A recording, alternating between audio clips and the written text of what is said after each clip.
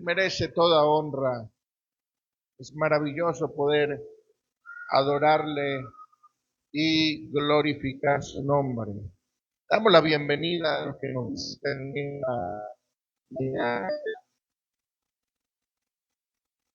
pueda sobreabundar en cada uno de sus vidas.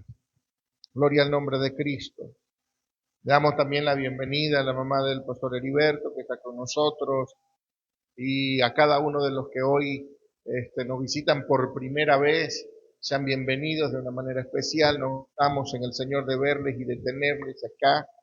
Igual a los que nos miran por las redes sociales, que la bendición del Señor sobreabunde en cada una de sus vidas. Qué maravilloso es poder entender lo que Dios ha planificado para nosotros y poder ser operativos bajo el entendimiento de lo que Dios planificó.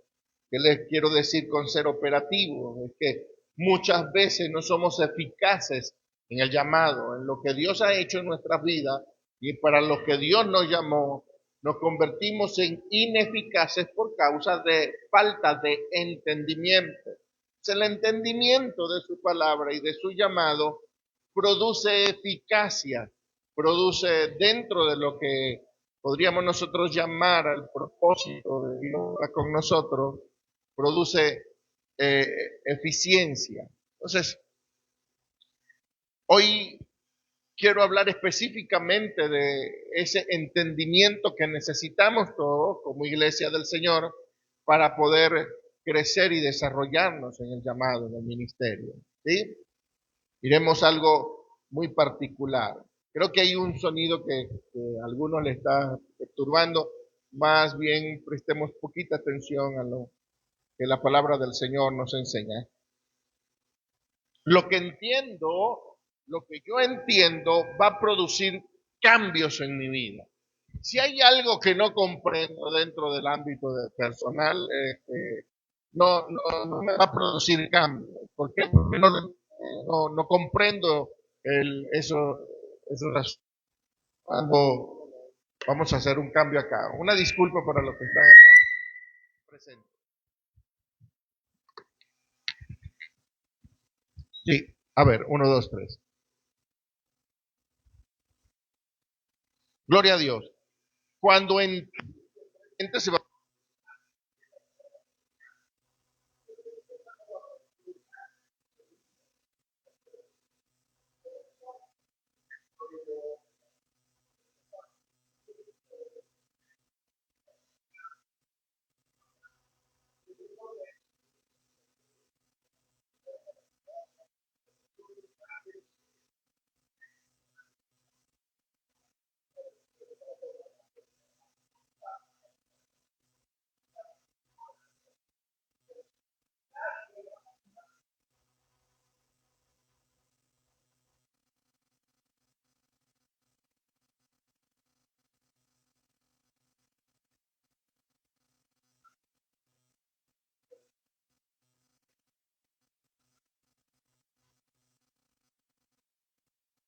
Dios nos llama, que Él establece parámetros y establece pensamientos dentro de lo que es el funcionamiento de nuestras vidas.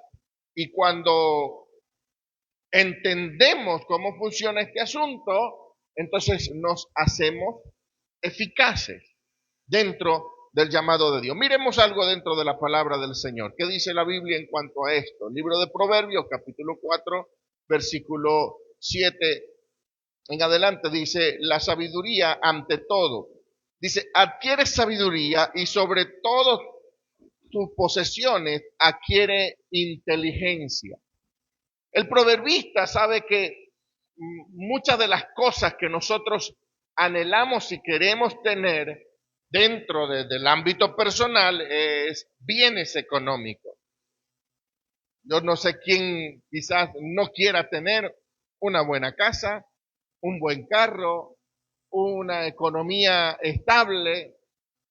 Creo que todo ser humano en la meta de vida o en la meta de cuanto a propósito de vida quiere tener eso, quiere crecer con una economía estable, porque no veo a nadie pensando, ay, ojalá yo fuera pobre. Qué divino es ser pobre, no tener que comer el día de hoy, ni siquiera poder bañarme. Bueno, a algunos quizás les guste no bañarse, pero no es para todos. Ay, no tengo agua con que bañarme el día de hoy. Qué felicidad tengo. No, todos deseamos tener privilegios. Dígame en tiempo de frío. ¿Quién en tiempo de frío acá en Ciudad Juárez dice, ay, qué bueno, no tengo para bañarme con agua caliente? Soy pobre, no puedo pagar. No, no decimos eso. Nos lamentamos. ¿Por qué? Porque aunque el agua caliente no es un lujo, es una necesidad, todos queremos tener esa gran comodidad de entrar a una ducha con agua caliente en tiempos de frío.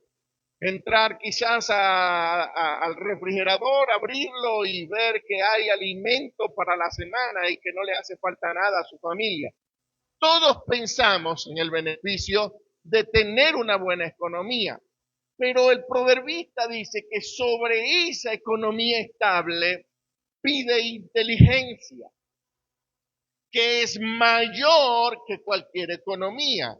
Entonces, sobre todo tus posesiones, adquiere inteligencia. La palabra inteligencia dentro de los escritos bíblicos se conoce como binab. No sé, yo no sé hebreo, ni de broma hablo español. Por eso le digo que la palabra hebrea es binah. No sé si así se pronuncia o no. Pero ¿qué quiere decir binah en hebreo? Quiere decir entendimiento, discernimiento. Cuando nosotros adquirimos inteligencia, adquirimos entendimiento y adquirimos discernimiento sobre todos los bienes que yo pueda tener, sobre cualquier economía más grande, mejor. Usted puede ser la persona más pudiente con la mayor cantidad de dinero dentro del ámbito de vida, pero si usted no ha pedido ni tiene sabiduría, no tiene nada. Entonces necesitamos nosotros saber para poder manejar. Yo necesito conocer bien las cosas que Dios ha determinado para mí, para yo poder tenerla. Esto, iglesia, no tenemos quizás todo lo que la Biblia nos ha otorgado. Muchas veces como iglesia no tenemos absolutamente todo lo que la Biblia nos ha prometido. ¿Por qué motivo? Que no conocemos, hermano. Porque no entendemos en plenitud.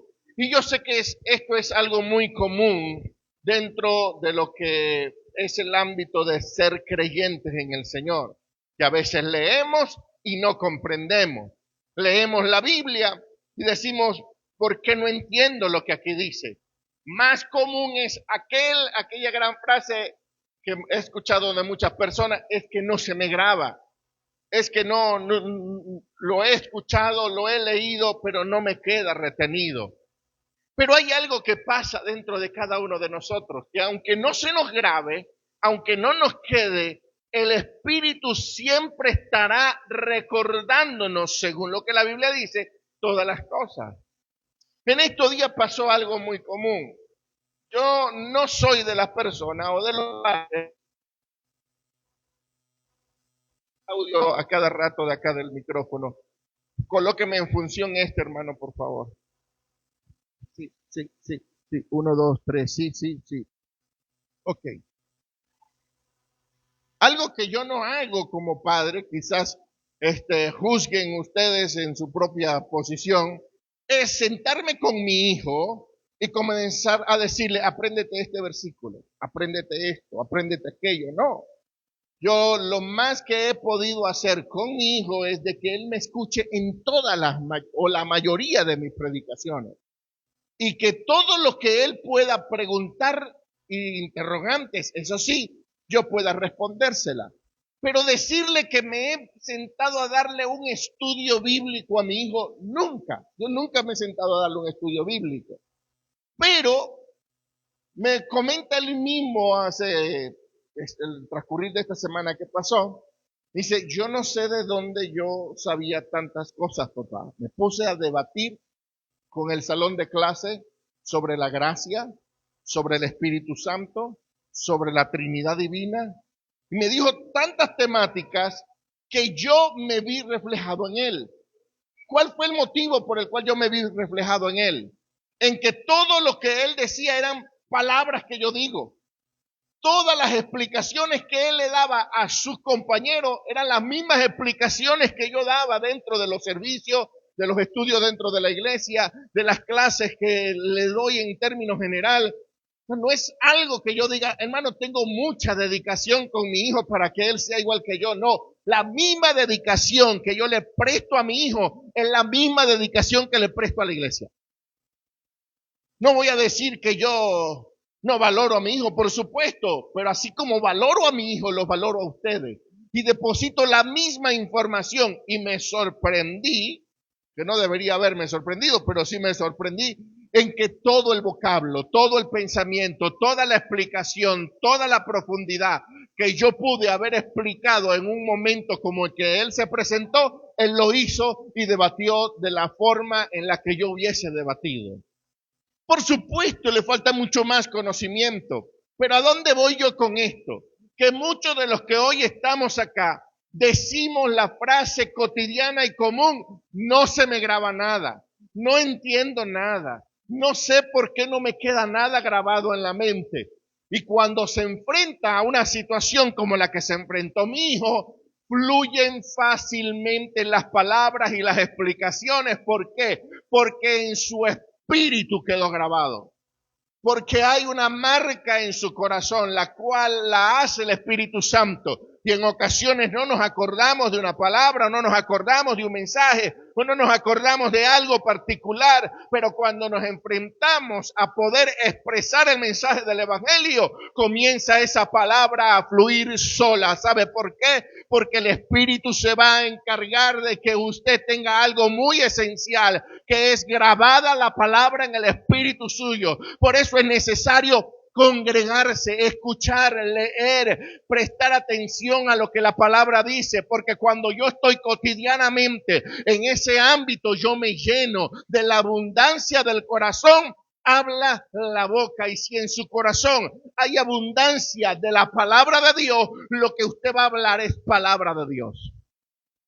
Lo que necesitamos, amada iglesia, poder estar expuesto continuamente, poder exponernos delante de personas que también hablen la palabra. ¿Sabe algo? Muchos pastores tienen miedo y tienen temor de que usted escuche otras predicaciones, de que usted escuche otras temáticas, que usted escuche a otras iglesias.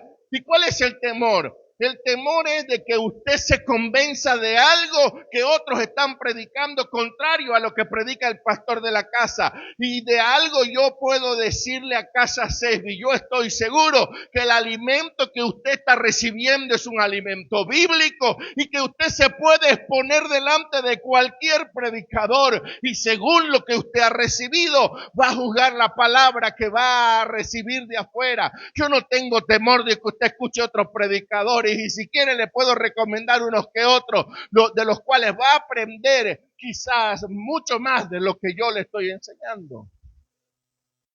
Pero la intención es exponernos, poder escuchar, poder tener atención a otras palabras que quizás puedan abrirnos el entendimiento, o podríamos nosotros decir, esta palabra que estoy escuchando está adulterada. Esta palabra que estoy escuchando no tiene los principios del reino.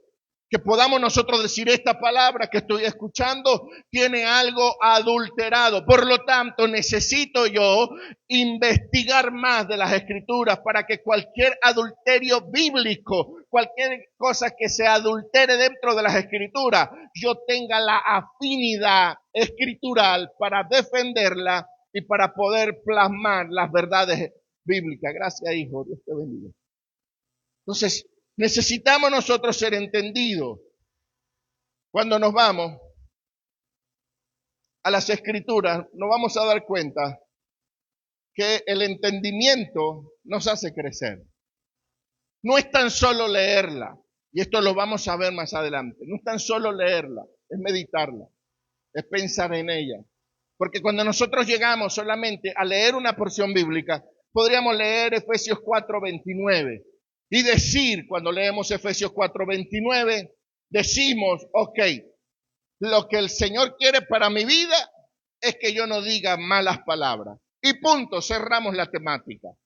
Pero cuando profundizamos, analizamos, entendemos la palabra, no es que yo diga malas palabras, es que todo lo que yo pronuncio bendice o maldice.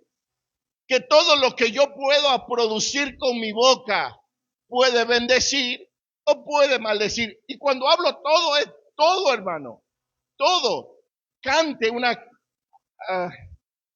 salmos y himnos de Bad Bunny. Ya dijeron, gloria a Dios. ¿Bendice o maldice? Maldice, hermano. Cante cualquier canción. Rata de dos patas. Te estoy hablando. Cántele que va a decir, bendice o maldice.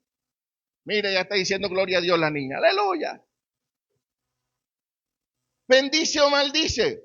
Depende de lo que todo, por eso digo todo lo que usted hable, lo que usted cante, lo que usted exprese con su boca, bendice o maldice.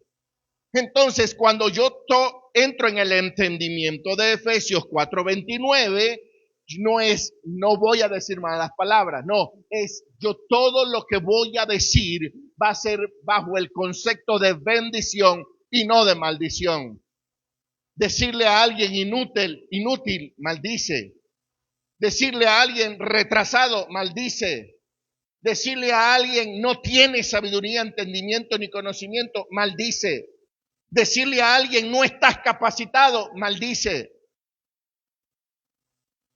Pero si usted ve a alguien que no está capacitado según el concepto y le dice un poco más y lo aprendes todo. Cambió la palabra porque usted no lo maldijo con una persona incapaz, le dijo, te falta poquito para poder aprender. No te falta nada para hacer lo que Dios desea que tú seas. Entonces necesitamos saber producir palabras que bendigan y no palabras que maldigan. Por eso, si yo me baso solo en lo que leí y no lo entiendo, no crezco, hermano.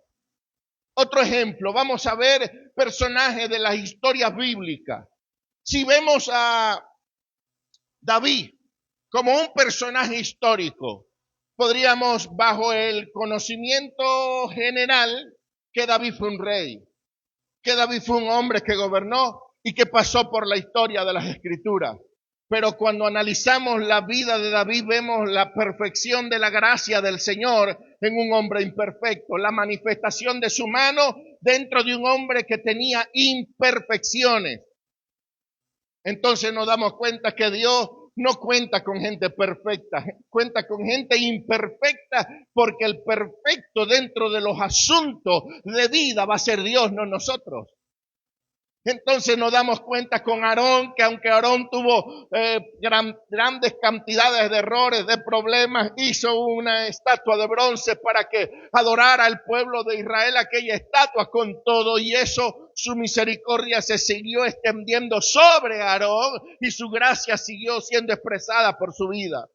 Podríamos hablar de miles y cientos de hombres bíblicos que todos tuvieron errores, todos tuvieron problemas, todos tuvieron dificultades, pero siempre la manifestación de Dios estuvo sobre su vida para engrandecerse Él por medio de esos hombres.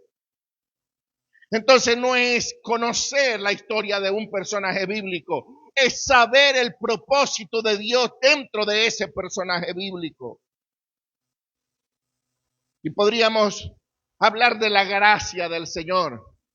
Y cuando preguntamos sobre la gracia, absolutamente todos los buenos y grandes predicadores conocen el concepto de la gracia. Gracia es favor inmerecido.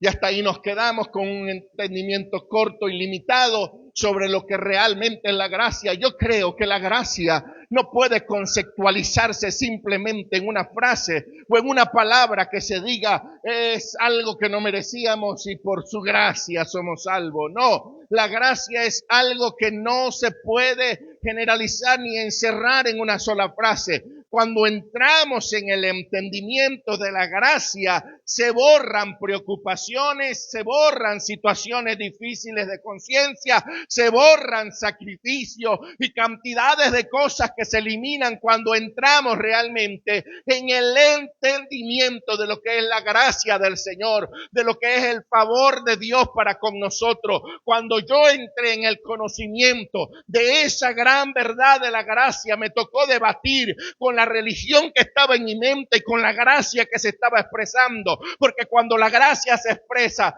somos verdaderamente libres. La libertad entra por la gracia del Señor, no por conceptos humanos.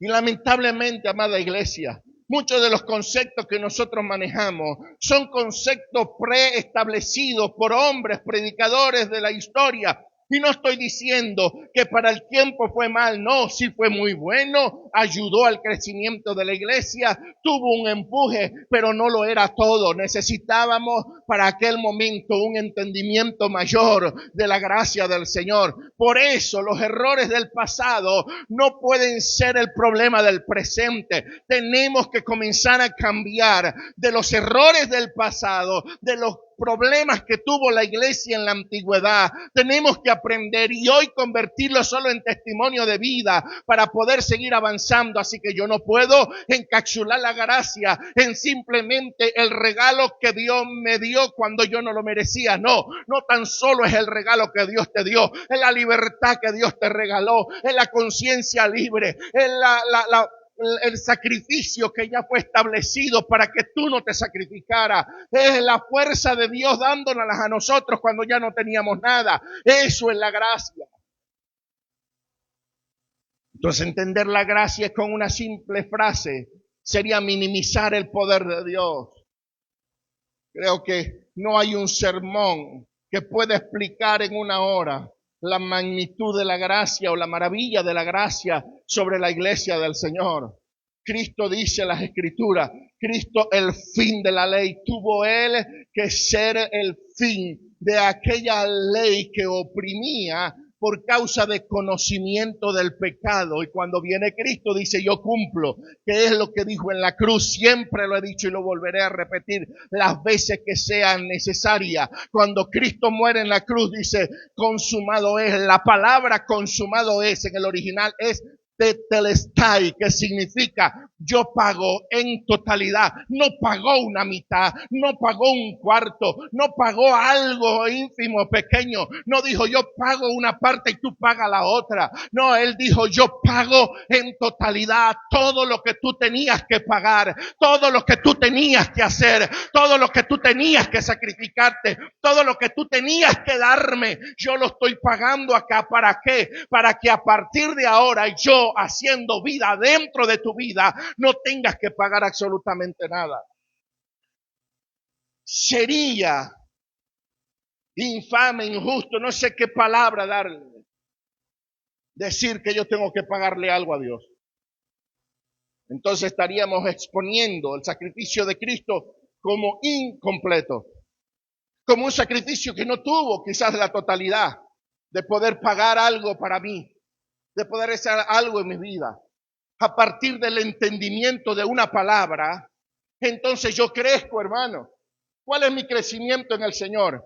En que ahora yo no vivo para sacrificarme, vivo para agradecerle. Ya yo no vivo para vivir un continuo sacrificio, ya yo vivo para vivir un continuo agradecimiento al Señor. Y cuando yo vivo bajo agradecimiento, entonces yo no le fallo. Entonces yo digo, no, ¿cómo fallarle? Así como dijo aquel hombre, después de vivir 60 años en el Evangelio y sirviéndole al Señor, lo presentan delante de leones y le dicen, o niegas al Señor o te lanzamos a los leones. O niegas al Señor y te matamos el día de hoy. Le dijo, 60 años he servido a Él y ningún mal me ha hecho. ¿Cómo he de negarlo el día de hoy? Y murió en aquel momento, pero no negó al Señor. Nosotros tenemos que ser iguales. Ningún mal nos ha hecho el Señor. Todo lo que ha producido es beneficio y bienestar. Él merece también que nosotros muramos por su causa. Y si nosotros morimos por la causa de Cristo, y no estoy hablando quizás en términos literales, estoy hablando en términos espirituales, necesitamos morir ¿a qué? A deseo, a pasiones, a cosas que no convienen. ¿Por amor a quién? Por amor a aquel que se entregó por mí y lo dio todo. Entonces, si Él lo dio todo por mí, ¿por qué yo no dar algo? ¿Cuántos de nosotros no hemos sido ingratos en este asunto? ¿Cuántos de nosotros no hemos sido ingratos en todo este ámbito? Nos cuesta, hermano. Nos cuesta. El Señor nos da vida, nos da salud, nos da prosperidad, nos da crecimiento. Cuando somos entendidos. Mientras que no entienda, no poseo. Mientras que no entienda, no manejo. Mientras que no entienda, no puedo vincular las vidas del Señor, la vida del Señor a mi vida. El entendimiento me abre puertas. El entendimiento produce una entrada a la adquisición de los bienes y de las riquezas del Señor. Si yo no entiendo este asunto, y no es cuestión, escúchelo, no es cuestión de Dios, es cuestión nuestra. No es que Dios no quiere que yo no lo entienda, no, es cuestión nuestra. Tenemos algo que hacer. Miren algo, hay una fórmula específica. Mateo capítulo 13, versículo 23, Jesús viene dando una narrativa sobre el sembrador y diciendo que cada una de las semillas caía en diferentes tierras. La tierra, dice en las Escrituras, que es el corazón del hombre. Cada territorio donde cae una palabra es el corazón del hombre. Y esa semilla, dependiendo del corazón, escúchelo, porque ahí no está hablando una dependencia de Dios. No, está hablando una dependencia del corazón del hombre. Entonces, todo depende de qué? Del territorio donde cae la tierra, la semilla. Entonces, Jesús mismo enseñó en el 23, dice, mas el que fue sembrado en buena tierra, este es el que oye y entiende la palabra y da fruto. Ojo, ¿cuál es la fórmula que está acá? Lo primero es el que oye y lo segundo es y entiende. Oír más entender. ¿Produce qué? Frutos. O sea, oír más entender es igual a frutos. Entonces, cuando el Señor dice esta palabra, da el secreto. Lo primero que debe hacer la iglesia es saber oír, prestar atención, poder escuchar lo que la palabra del Señor nos está diciendo, oír. Y luego de oír, entra lo que es entender. Y en el entender necesitamos nosotros meditar. Porque hay cosas, y vuelvo a repetirlo, lo que dije hace un principio. Hay momentos en que leemos y no entendemos. Cuando leemos y no entendemos, entonces entra lo que es la perseverancia de mi parte para comenzar yo a meditar en esa palabra. Para comenzar a pensar en esa palabra. Para comenzar a analizar esa palabra. ¿Qué me quieres decir, Señor? ¿Qué quieres hablar con lo que estás enseñando? ¿Qué es lo que tú estás hablando en esto? ¿Para quién fue hablado? ¿Por qué fue hablado?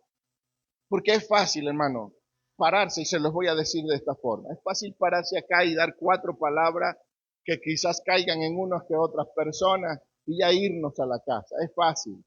Difícil es que esas 4 palabras sean realmente correctas. Un día escuché yo a un predicador al aire libre, era un evangelista que fue invitado allá en Venezuela. Gracias a Dios eso pasa en Venezuela, no pasa aquí en México, hermano. Ustedes están libres de todo ese asunto, eso nada más allá en mi país. Un día escuché a un predicador que se paró y dijo, hermanos, aquí estamos esperando al deseado de las naciones, a Cristo. Y todo el mundo aplaudía y gritaba. Yo me quedé inerte porque semanas antes había estudiado precisamente esa palabra, el deseado de las naciones. Y la Biblia dice, en esa porción bíblica, dice, traeré del norte, del sur, del este y del oeste el deseado de las naciones. Y habla específicamente de tesoros y riquezas. No habla de Cristo. ¿Habla de qué? De bienes económicos, de finanzas. Entonces Dios promete a una nación traer del norte, del sur, del este y del oeste, del deseado de las naciones, que son las finanzas. La gran pregunta para el día de hoy, y es lo cumbre de este asunto, ¿cuántas naciones desean a Cristo? Ninguna, hermano. Ninguna. El deseado de las naciones no es Cristo. El deseado de la iglesia es Cristo. El deseado de la iglesia es el Señor. Pero el deseado de las naciones son las riquezas. Oh, ¿por qué cree usted que hay guerras? Las guerras no son por causa de Cristo. La gente no pelea porque ama a Cristo, ni para implantar la ideología de Cristo en una nación. La gente pelea por petróleo, la gente pelea por oro, la gente pelea por diamantes, la gente pelea por riquezas. Entonces la Biblia no se equivoca cuando llamó riquezas al deseado de las naciones. Y entonces yo sé que quizá no a ustedes, que no habían escuchado nunca que existía tal vez ese versículo bíblico, o tal vez sí lo habían escuchado en alguna ocasión, pero tal vez a los que me ven por las redes sociales que han predicado que el deseado de las naciones es Cristo, se le está cayendo algo. ¿Sí me explico? Porque cuando entramos en el entendimiento de una palabra, entramos en libertad, accedemos a un ambiente, poseemos un conocimiento que nos hace libre. Por eso es que necesitamos, amada iglesia, necesitamos nosotros como creyentes poder dar frutos, y el fruto se produce cuando escucho y entiendo. Escuchar y entender es igual a frutos. Es lo que dice Jesús. Si alguno tiene falta, dice, mas el que fue sembrado en buena tierra, este es el que oye y entiende la palabra y da frutos. Entonces, oír, entender la palabra, produce fruto en nuestras vidas. ¿Cómo podemos nosotros? ¿Cuáles serían las cosas que necesitamos hacer para poder entrar en un entendimiento mayor? Porque no podemos simplemente decir necesitamos entender y no dar quizás una pizca de cómo ir entendiendo. Quiero que leamos Santiago 1.5. Si usted quiere anótelo, si no igual se los van a colocar en pantalla. Santiago 1.5. Santiago dice algo particular. Al que tiene falta de sabiduría, dijo Santiago, ¿qué dice? Pídala a Dios, Señor. Lo primero que debemos hacer es en oración decirle, Señor, es que esto no lo entiendo. Ayúdame. ¿Sí? Poderle decir al Señor, Señor, esto yo no lo comprendo. ¿Saben algo? Pasó algo dentro de la historia bíblica. Algo que yo pude entender por el estudio. Quizás no lo entendí cuando le leí la primera vez, pero un día me puse a estudiarlo y lo pude comprender. Cuando Jesús llegó, después de la resurrección, más adelante yo le doy los versos bíblicos, porque yo sé que la pastora Marisol está ya a punto ya de darle algo buscando el versículo. Ahorita no se los voy a dar, más adelante se los doy. Pero cuando Jesús llegó y se presentó con los discípulos, la Biblia dice que les sopló y les dijo, recibid al Espíritu Santo.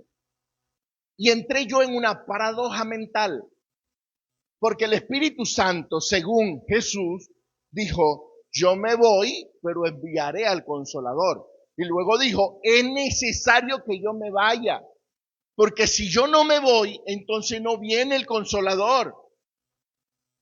Pero luego en esa historia dice que le sopló y le dijo, recibí el Espíritu Santo. Entonces ahí entró un shock de mi mente, Señor, tú no te habías ido, ya estaban recibiendo el Espíritu Santo. No, hay una ley o una regla que me enseña la hermenéutica, que son los textos paralelos. Hay paralelos de ideas, hay paralelos de palabra, hay paralelos de enseñanza, hay una cantidad de paralelos. Y cuando yo me introduzco en lo que es un paralelo de enseñanza, busco la misma historia en diferente evangelio. Cuando Jesús se le presentó y les dijo a los discípulos y le sopló y le dijo, recibí al Espíritu Santo, uno de los paralelos dice, se acercó Jesús y les abrió el entendimiento para que comprendiesen las escrituras. ¡Boom! Ahí me despertó a mí de que Dios tiene también la autoridad de que cuando tú le pides entendimiento, Él te va a dar. Entonces, ¿qué recibieron allí los discípulos? No recibieron directamente al Espíritu Santo, sino que recibieron una capacidad, los 12, una capacidad para poder entender las escrituras. ¿Lo necesitaban? Por supuesto, hermano. Lo necesitaban. Iba los discípulos, iba Juan, iba Pedro, estaban caminando, se acerca Jesús al lado de ellos, después de resurrección. Y Jesús comienza a hablarle. Y ellos no entendían nada. Dice, pero de repente en su corazón, me imagino yo, que estaban pensando, se murió, ¿cómo hacemos? Y Jesús se para al lado. Lo miran, no lo reconocen. Les habla y no lo entienden. Entonces dice la Biblia en esa historia que Jesús comienza a darle una narrativa desde el origen del Génesis hasta sus días, de quién era Cristo en todo, cómo fue su representación en cada una de las porciones del antiguo pacto. Ellos no entendían las escrituras, hermano. Ellos no entendían a Cristo en el Antiguo Testamento. Su mente no les daba para comprender dónde estaba la figura de Cristo en toda la Biblia. Pero viene el Señor, se les para al lado, tampoco lo entiende, tampoco lo comprende. Entonces el Señor se ve en la obligación de enseñarles y decirles, en el Génesis yo me presenté como el que iba a pisarle la cabeza a la serpiente. Y luego sigue por cada uno de los libros diciéndole cómo era su presentación, cómo fue él, quién era él, cómo estaba representado históricamente, hasta que en el momento cumbre le dice, y ese soy yo, y ¡pum!, desaparece. Y no entendían, dicen, no entendíamos por qué nuestro corazón ardía cuando Él nos hablaba. Es que andábamos caminando con el Maestro y todavía no habíamos entendido. Y triste, lamentablemente, muchas veces caminamos con el Maestro y no lo entendemos. Por eso, Santiago dice, si alguno tiene falta de sabiduría, pídala. Pídala a Dios. Él se la va a dar en abundancia. Entonces, lo primero que yo tengo que hacer para entender la palabra es orar. Orar. Necesito vivir una vida de oración. Escúchelo, hermano. No hay ninguna otra porción bíblica que me dé otra herramienta para entender las escrituras, sino solo la oración. ¿Está conmigo? Lo segundo, Dios se lo dijo a Josué. Josué capítulo 1, versículo 8, le dijo que en este libro de la ley meditarás, ¿de qué?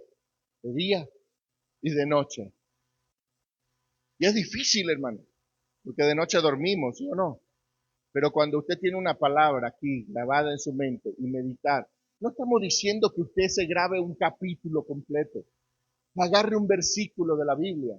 Mi Dios pues suplirá todo lo que os falte conforme a la riqueza de Cristo Jesús en gloria. Entonces comenzar a pensar, Señor, tus riquezas, ¿cuáles son? ¿Qué vas a suplir? ¿Qué es lo que me hace falta? ¿Qué es lo que necesito? Y si usted agarra un solo versículo al día para meditar en él, para hablar con Dios en él, para estar siempre con ese verso, de día y de noche, usted va a dormir con ese versículo. Usted va a roncar y va a soltar el versículo. Bueno, no tanto allá, pero sí va a roncar. El versículo no lo va a soltar, pero el ronquido de que sale, sale. Entonces esa es la meditación de día y de noche en la palabra del Señor. Y lo tercero es obedecer lo que ya he entendido. Lo que ya yo entiendo, obedecerlo. Cuando yo entro en esa obediencia, comienza entonces el Señor a producir lo que esa palabra en obediencia yo estoy haciendo. ¿Qué dice el libro de Juan 7:17? El que quiere hacer la voluntad de Dios, Juan 7:17, lo tenemos. El que quiere hacer la voluntad de Dios conocerá si la doctrina es de Dios o si yo hablo por mi propia cuenta. Entonces, cuando nosotros hacemos la voluntad de Dios, entonces nos damos cuenta realmente en ese ámbito de hacer lo que ya yo entendí, quiénes son, qué hacen, dónde está la verdad y dónde está la mentira, dónde está el engaño, dónde se está falseando una palabra. Y el mismo Jesús lo dijo. O sea, si saben que yo estoy fuera de la voluntad de Dios, y tienen que buscar su voluntad. Y en su voluntad van a saber si mi doctrina es buena o es mala. En su voluntad van a saber si lo que yo estoy haciendo es bien o es mal. Y es en su voluntad que nosotros vamos a hacer las cosas correctas. Miren, dentro de la iglesia, y lo voy a mencionar así en redes sociales y acá en casa, dentro de la iglesia cristiana evangélica, hay cantidades de enseñanzas que se contraponen las unas a las otras. Y preguntamos nosotros, ¿y qué hacemos acá? Yo soy de los que considero y he establecido dentro de lo que es el ámbito de vida, que nosotros como Casa Sevi, yo como iglesia, sigo la iglesia cristiana evangélica por la mayor cantidad de verdades reveladas dentro de ella. No voy a decir que la iglesia católica no tiene verdades, no voy a decir que la iglesia de los mormones, testigos de Jehová, cualquier iglesia que usted busque en el mundo, tiene verdades reveladas. Pero dentro de nuestra iglesia, según lo que yo he leído, aprendido e investigado, tenemos la mayor cantidad de verdades reveladas de las Escrituras. Por eso yo sigo acá. Por eso yo mantengo una palabra. Pero dentro de nosotros, escuchamos, y escúchelo bien, hay gente que dice, ya no creo en el diezmo. Provoca abrirles el cerebro, pero no es cuestión mía, hermano. No es cuestión mía. Es cuestión de que entren en un entendimiento de las Escrituras. Hermano, yo no creo eso de ofrendar. No ofrende, si usted no cree, no ofrende. Pero cuando nosotros entramos en el entendimiento de una verdad escritural, entonces tomamos posesión de lo que se promete según esa verdad. Ejemplo, honra a tu padre y a tu madre. ¿Para qué? Para que tus días sean largos sobre la tierra. Entonces, la honra a papá y a mamá, ¿qué produce dentro de nuestras vidas? Larga vida. Larga vida. Si yo no los honro, ¿qué pasa? Si yo desconozco la palabra, ¿qué pasa? No se cumple en mi vida. Ahora, yo tengo que ser realista. Hay papás y hay mamás que no merecen honra. Tengo que ser realista. Hay papás que gastaron toda su vida en vicio, en cualquier cosa. Y que los hijos, muchos de los hijos se sienten decepcionados. Si usted me pregunta por mi papá, hermano, le tengo testimonio en cantidades. Fue borracho, descuidado, dejó a mi mamá. Bueno, mi mamá lo dejó a él por toda esa vagabundería. Tuvo otra esposa, cantidades de cosas. Pero yo lo honré, porque yo quiero vivir mucho. Aquí no dice, si tu papá es bueno o es malo, dependiendo cómo sea, va a ser la honra. No. Dice, hónralos y punto. Es un mandamiento. Hónralos y ya. ¿Para qué? Para que tú seas de larga vida. Señor, pero que se portaron mal, no importa, hónralos. Señor, pero no se lo merece, no importa, hónralos. Es una palabra declarada sobre la vida del creyente que necesita entrar en el entendimiento para poder recibir. Se nos hace fácil cuando papá y mamá son buena onda, son lo mejor que pasó por la tierra y todo eso, pero se nos hace difícil cuando no. Entonces, de la misma manera nosotros tenemos que saber que en el entendimiento de una palabra que se revela a mi corazón, entra luz para poder seguir caminando y poder seguir recibiendo. Mientras que yo no entienda que dar produce puertas que se me van a abrir o que ya están abiertas, solamente que el dar, ¡ay, Señor! Entonces no entiendo que ese dar, como Pablo mismo lo dijo, ¿sabía usted que la porción bíblica que le cité hace unos minutos diciendo, mi Dios pues suplirá todo lo que os falte conforme a la riqueza de Cristo Jesús en gloria? ¿Sabía usted que esa palabra la antepone algo que hicieron la iglesia? Pablo dice, por cuanto ustedes no escatimaron, dieron voluntariamente, sin yo habérselos pedido, dijo Pablo, sin yo haberles pedido nada, ustedes enviaron ofrenda hasta el sitio donde yo vivía. Por lo tanto, mi Dios pues suplirá todo lo que os falte conforme a la riqueza de Cristo Jesús en gloria. Esta palabra la antepuso una iglesia que supo dar y sembrar. Entonces hay cosas, hermano, que a nosotros se nos cierran por causa de no entenderlas. Si no la entiendo, no se abre. No tenemos luz, no tenemos iluminación en ese asunto.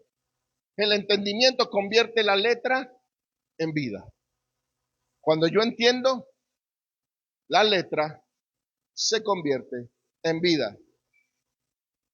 Sin luz en el entendimiento tenemos información, pero seguiremos igual. Con luz crecemos. Miren esto, Juan capítulo 8, versículo 12, dice, Jesús les habló diciendo, yo soy la luz del mundo. El que me sigue no andará en tiniebla, sino que tendrá la luz de la vida. Eso sí lo comprendemos. Si seguimos al Señor, ¿qué habrá? Habrá luz, hermano. Cuando nosotros seguimos al Señor, hay luz. Quiero concluir con este versículo. Libro de Efesios capítulo 1, versículo 18. Dice, alumbrando los ojos de vuestro entendimiento para que sepáis cuál es la esperanza a que Él os ha llamado y cuál es la riqueza de la gloria de su herencia en los santos. Entonces, bajo esa luz, bajo ese entendimiento, nosotros vamos a saber cuál es nuestra herencia, qué es lo que yo tengo, qué es lo que yo poseo, qué es lo que yo soy. Mientras yo no entienda, yo voy a seguir viviendo como aquellos que, ahora Señor, yo soy un gusano que se revuelca en el polvo y el polvo donde se revuelca el gusano. Porque sí he escuchado gente que ora así, hermano. Yo soy un inservible, inútil. Yo no sirvo para nada, Señor. ¿Cómo que no sirve si Cristo murió por ti? ¿Cómo que no sirve si costaste precio de sangre? No fue pagado un precio de sangre por algo insignificante, por algo valioso. Por lo tanto, Pablo escribió diciendo, vosotros sois linaje escogido, real sacerdocio, nación santa, pueblo adquirido por Dios para anunciar las virtudes de aquel que nos llamó de las tinieblas a su luz admirable. Estamos en luz, hermano. Estamos en luz. Quiero concluir con las redes sociales. Gracia y paz sea otorgada a sus vidas. Nos vemos la próxima semana. ¿Sabe usted que si usted entra a medianoche a su casa, aunque la conozca, a su casa con todas las luces apagadas,